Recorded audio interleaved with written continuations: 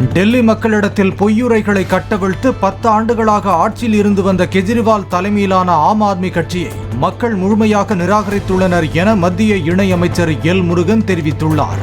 டெல்லி வெற்றி என்பது பிரதமர் மோடியின் நல்லாட்சிக்கு கிடைத்த மிகப்பெரிய வெற்றி என்றும் அவர் தனது எக்ஸ் தள பக்கத்தில் குறிப்பிட்டுள்ளார்.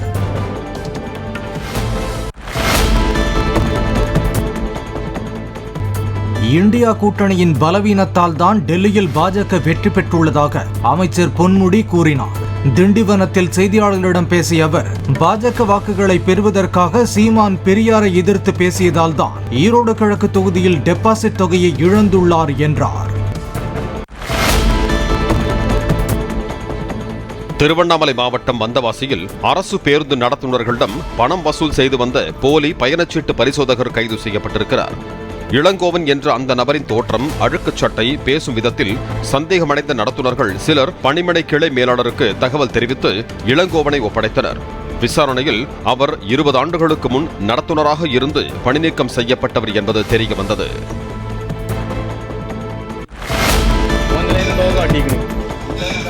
கேரள மாநிலம் மலப்புரம் அருகே நிலம்பூரில் மாரியம்மன் கோவில் திருவிழாவிற்காக அழைத்து வரப்பட்ட யானைக்கு திடீரென மதம் பிடித்து வீட்டின் முன்பு நிறுத்தி வைக்கப்பட்டிருந்த ஸ்கூட்டரை தூக்கி வீசி பந்தாடியது. குடியிருப்புகள் வழியே சென்ற யானை பொதுமக்களையும் அச்சுறுத்தியது. நீண்ட நேரம் போராடி பாகன் யானையை கட்டுக்குள் கொண்டு வந்தார்.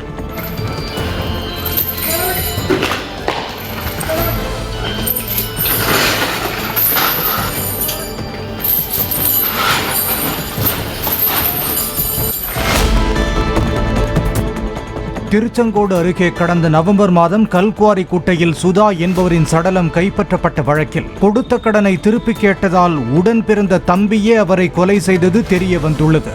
பணத்தை தருகிறேன் என கூறி அவரை தனது வீட்டுக்கு வரவழைத்த சுதாவின் தம்பி மணிகண்டன், மனைவி பவித்ரா, அவரது தோழி மற்றொரு நபருடன் சேர்ந்து கொலை செய்து குவாரிக்குட்டையில் உடலை வீசியது தெரிய வந்தது. 4வரையும் போலீசார் கைது செய்துள்ளனர். தைப்பூச திருவிழாவை முன்னிட்டு பழனி முருகன் கோயிலுக்கு அலகு குத்திய பக்தர்கள் கிரேன்களில் தொங்கியவாறு பறவை காவடி எடுத்து வந்து நேர்த்திக்கடன் செலுத்தினர். ஒரு பறவை காவடியில் 10 பக்தர்கள் உடல் முழுவதும் அலகு குத்தி கொண்டு மேளமிசைத்தவாறும் தொங்கியவாறும் கிரிவல பாதையில் ஊர்வலம் சென்றனர்.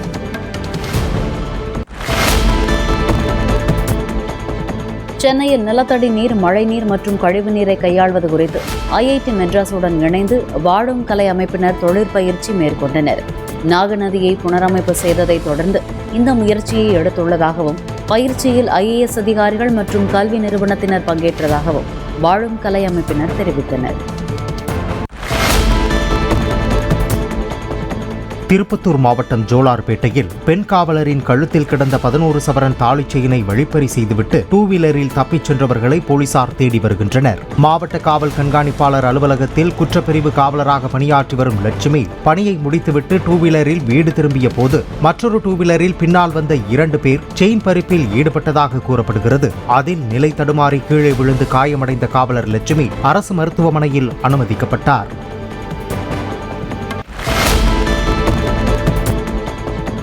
திருப்பத்தூர் மாவட்டத்தில் நெல்லிக்காய் பறிப்பதற்காக சென்ற 9 வயது சிறுமியை லட்டு தருவதாக கூறி வீட்டிற்கு அழைத்துச் சென்று பாலியல் சீண்டலில் ஈடுபட்ட 62 வயது நபர் போக்சோ சட்டத்தில் கைது செய்யப்பட்டார்.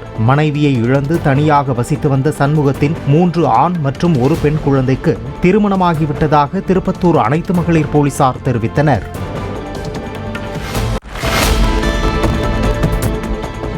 அரசியல் தட்பவெப்ப நிலைக்கு ஏற்ப டெல்லியில் பாஜக வெற்றி பெற்றிருக்கலாம் என அமைச்சர் துரைமுருகன் கூறினார். வேலூர் மாவட்டம் கெங்காநல்லூரில் நடைபெற்ற திமுக பொதுக்கூட்டத்திற்கு பின் பேட்டியளித்த அவர், ஈரோடு இடைத்தேர்தலில் நாம் தமிழர் கட்சியின் தோல்வி குறித்தும் விமர்சனம் செய்தார். ஊருக்கு ஒரு மாதிரியா மாறும், சிலூரில் குளிர் இருக்கும். அதனால அரசியல் தட்பவெப்ப நிலைக்கு ஏற்ப அங்கே அரசியல் நடக்கலாம்.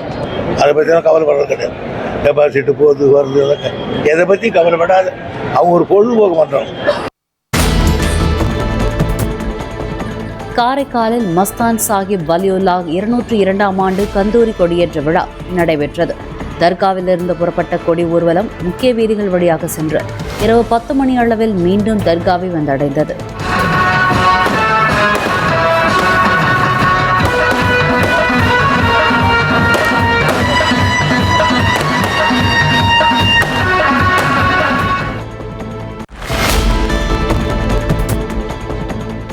20 ஆண்டுகளுக்கு முன்பு தவறாக பட்டா வழங்கப்பட்டதாக கூறி அந்த இடத்தை காலி செய்யுமாறு இரவு நேரத்தில் நோட்டீஸ் வழங்கிய அதிகாரிகளை கண்டித்து சிதம்பரம் சார் ஆட்சியர் அலுவலகத்தில் பொதுமக்கள் தர்ணாவில் ஈடுபட்டனர். பரமேஸ்வரநல்லூரில் அரசால் வழங்கப்பட்ட பட்டா இடத்தில் குடியிருந்து வரும் 67 பேரில் 37 பேரின் இடம் நீர்நிலை புறம்போக்கு என கூறி அவர்களுக்கு மாவட்ட நிர்வாகம் நோட்டீஸ் வழங்கியதாக கூறப்படுகிறது.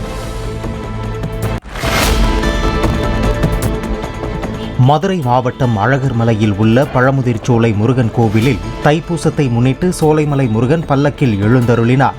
நாட்டுப்புற பாடகர் வேல்முருகன் கோயிலில் பக்தி பாடல் பாடி வழிபாடு செய்தார். பக்தரை என்றும் காக்கும் நம் பக்தரை என்றும் காக்கும் நல்ல வளமாக வாழ்வது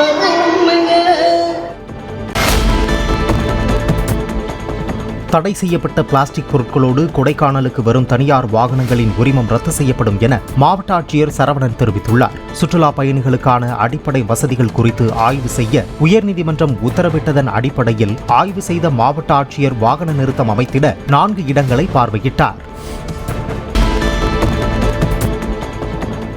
நாகை மாவட்டம் கோடியக்கரை கடலில் கரையோரமாக கட்டப்பட்டிருந்த மீன்பிடி வலைகளில் சிக்கிய அரிய வகை 5 ஆலிவர் ரெட்லி ஆமைகளை மீனவர்கள் மீட்டு கடலில் விட்டனர். ஆலிவர் ரெட்லி ஆமைகள் இனப்பெருக்கத்திற்காக நவம்பர் முதல் பிப்ரவரி மாதம் வரையில் நீண்ட தூரம் பயணித்து கரை ஒதுங்குவது வழக்கம் என மீனவர்கள் தெரிவித்தனர்.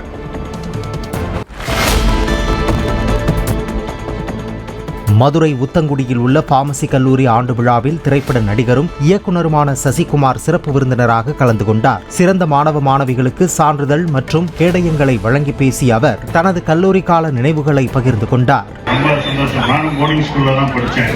செயின்ட் பீட்டர்ஸ் ஸ்கூல்ல போர்டிங் ஸ்கூல் 5th இருந்து 12th வரைக்கும்.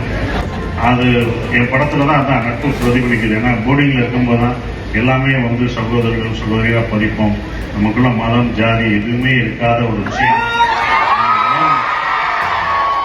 அந்த போர்டிங் ஸ்கூல் நமக்கு அப்படி கற்றுக் கொடுக்கும். அதெல்லாம் எனக்கு கற்றுக் கொடுக்குது. அந்த நட்பு தான் என்னோட சின்ன வயசுல பழகிற நண்பர்கள் தான் இப்பயும் நமக்கு இருக்காங்க. அந்த நண்பர்கள் தான். ஏன்னா ஒன்னா படையிருப்போம், ஒன்னா வாழ்ந்திருப்போம். நம்ம குடும்பத்தோட வாழ்ந்ததை விட அவங்களோட நம்ம வாழ்ந்த ஒரு விஷயம் மகிழ்ச்சியான ஒரு விஷயம், மறக்க முடியாத ஒரு விஷயமா அது இருக்கும். படிச்சு நல்லா வாங்கடா முடியலாம்.